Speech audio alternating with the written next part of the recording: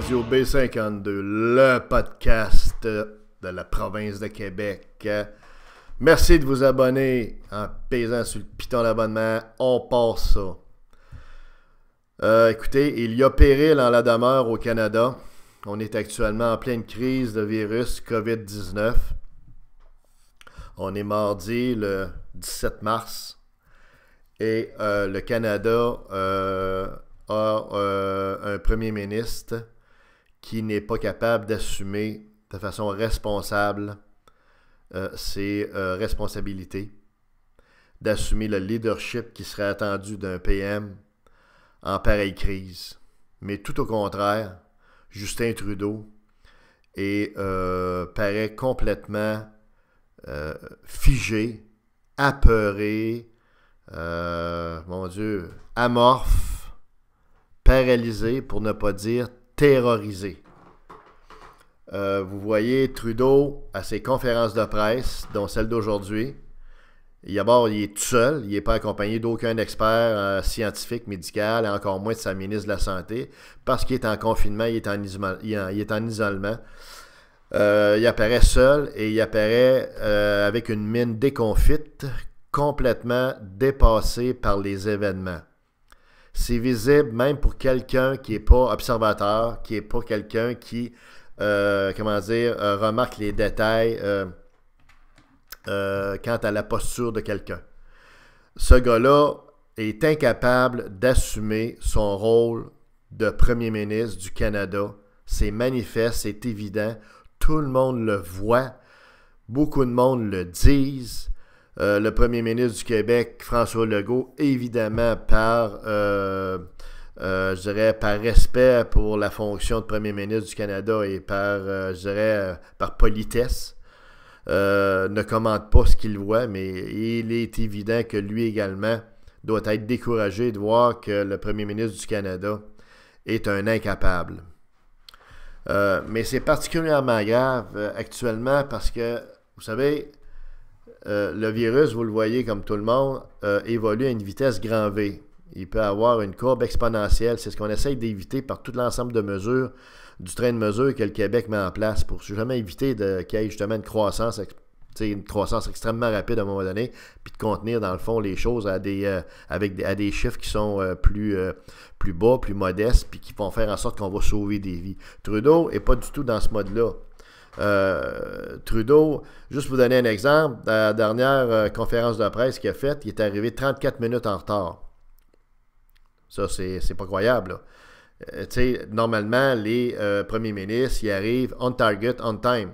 Ça vous donne une idée, ça veut dire qu'il n'était pas soit sécure, ou qu'il n'était pas sûr, puis il était indécis. Puis... Écoutez, c'est incroyable. Là. Ça, c'est juste un exemple. Mais l'autre chose qu'on voit également, c'est que toutes ces consignes sont vagues.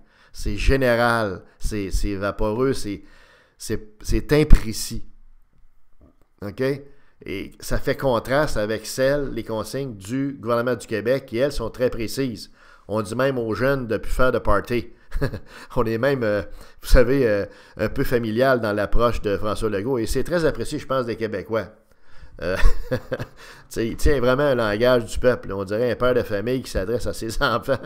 Trudeau est complètement déconnecté, débranché. Il a l'air complètement désintéressé par ce qui se passe.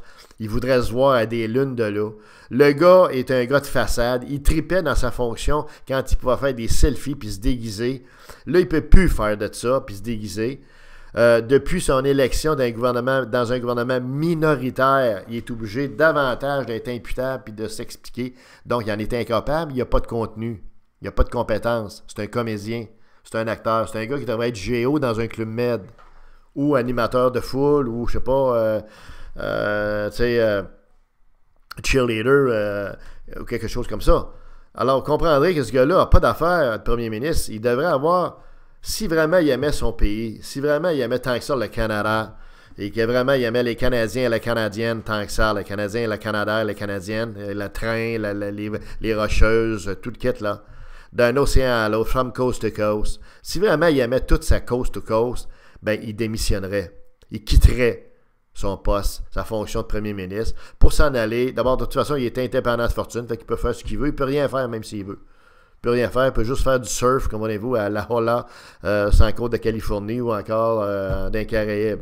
Il y aura bien plus de plaisir à faire ça qu'à se pointer devant des caméras comme quelqu'un qui voudrait se voir à des années-lumière de là. Ça n'a aucun bon sens. On comprendra que c'est très risqué d'avoir un leader qui ne semble pas du tout en contrôle, qui ne semble pas du tout empathique non plus au peuple canadien. Actuellement, dans un cas de crise virale qui peut avoir des conséquences mortelles. T'sais, on ne parle pas de n'importe quoi, là. C'est pas juste une crise là, entre les Indiens puis des affaires. Là, on parle, ça compromet, ça menace tout le peuple canadien et ça peut avoir des conséquences extrêmement graves. Donc, de voir que le capitaine du bateau ne sait pas comment diriger son bateau, OK, on va-tu à l'est, à l'ouest, au sud, au nord, on vire d'abord, on tourne en rond, comprenez-vous? C'est incroyable de le voir aller, là. Alors, ça n'a aucun bon sens. L'autre chose qu'on veut dire, un autre exemple d'indécision puis de manque de couilles, là, on a fermé les frontières, sauf pour les Américains. Ça non plus, c'est pas assez précis, ça tient pas de bout. Qu'on ferme les frontières, qu'on garde les frontières ouvertes, pardon, pour les transports de marchandises entre les Américains et le Canada, ça tient la route. Ça fait du sens. On va avoir des fruits et des légumes frais, puis on va avoir des aliments qui sont frais, des aliments qui sont suffisamment en grand nombre au Canada. Là, ça fait du sens d'avoir des échanges de marchandises, que ce soit pour ça, ou les matériaux, le bois, peu importe. Mais par contre, il aurait pu défendre, l'arrivée de personnes, des Américains, d'êtres humains.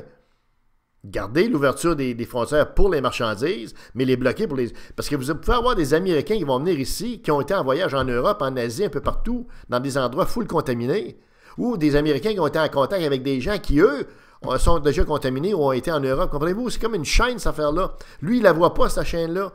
Là, pour pas déplaire à Trump, parce qu'il chie dans ses culottes devant Trump, c'est une autre affaire, il chie dans ses culottes devant tout le monde, ben là, il a décidé de garder la frontière ouverte.